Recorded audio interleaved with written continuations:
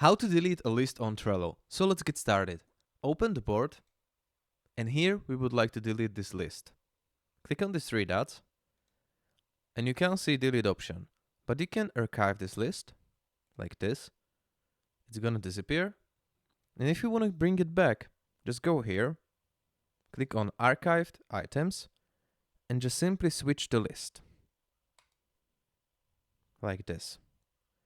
You can't delete here. It's not the same like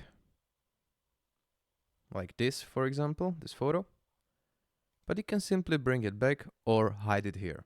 And this is how can you simply hide or delete the list from your board. So one more time, some list, click on these three dots, simply archive this list, and that's it. This is how can you do it. Thank you for watching. If you find this video helpful, please leave a comment or like, and if you want to see more, subscribe to the channel. See you.